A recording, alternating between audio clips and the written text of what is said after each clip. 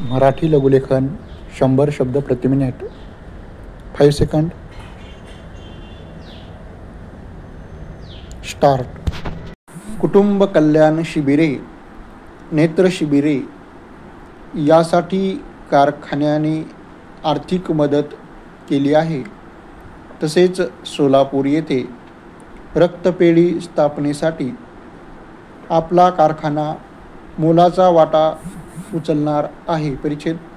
अहवाल सालामध्ये साखर उद्योगाच्या आधुनिक तंत्रज्ञानाचा अभ्यास करण्यासाठी युरोप आणि अमेरिकेचा परदेश दौरा आयोजित केला होता. या दौऱ्यामध्ये आपल्या कारखान्याच्या वतीने भाग घेण्याची संधी महाराष्ट्र शासनाच्या वतीने मंजुरी मला मिळाली. परदेशी दौऱ्यामध्ये साखर कारखाना यामध्ये वापरलेले आधुनिक तंत्रज्ञानाची उपयुक्त अशी माहिती मिळाली. विशेषतः इंग्लंड, अमेरिका, फ्रान्स या देशांमध्ये बहुतेक साखर कारखाने उपपदार्थ तयार करण्याचे उद्योग आहे. ही बाब निदर्शनास आली. त्याचप्रमाणे या देशामधील राहणीमान, संस्कृती व हवामानामुळे त्यांची कष्ट करण्याची प्रवृत्ती पहावयास मिळाली. परिच्छेद. पुन्हा एकदा स्वतःच्या वतीने व माझ्या संचालक मंडळाच्या वतीने आपले सर्व सहकारी मित्रांचे, कारखान्यातील अधिकारी वर्ग व कामगार वर्ग यांचे सहकार्य, योग्य असे मार्गदर्शन यामुळेच आपला हा सहकारी साखर कारखाना भरभराटीच्या मार्गावर आहे. या सर्वांचे मनपूर्वक आभार मानून मी माझे भाषण संपवितो. परिच्छेद.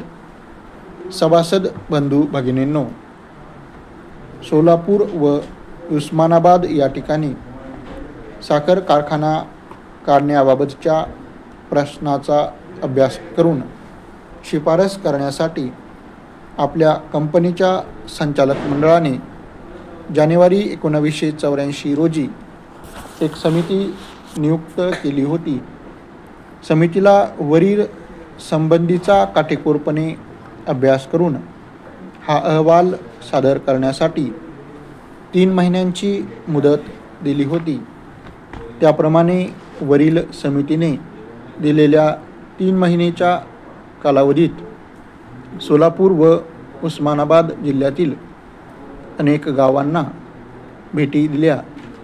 तसेच त्या ठिकाणातील बँका, राजकीय पुढारी, अर्थपुरवठा मंडळ, चेंबर ऑफ कॉमर्स, औद्योगिक वसाहत अधिकारी, सामाजिक कार्यकर्ते आणि शेतकरी वर्ग यांच्या भेटी घेऊन प्रत्यक्षात परिस्थितीची पाहणी केली. परिच्छेद. वरील समितीने सोलापूर जिल्ह्यातील म्हाडा, पंढरपूर, अक्कलकोट, बार्शी या तालुक्यांना भेटी दिल्या व कारखान्यासाठी पाहणी केली. त्यातील मोहोळ येथील श्रीराम कुलकर्णी यांच्या मालकीचा 50 एकरचा प्लॉट व आसपासचा परिसर साखर कारखाना उभारण्याच्या दृष्टीतून समितीच्या वतीने योग्य असे वाटले. सोलापूर जिल्ह्यातील मोहोळ येथील जागा सोलापूर रेल्वे स्टेशनपासून अवघ्या 15 मैलांवर आहे.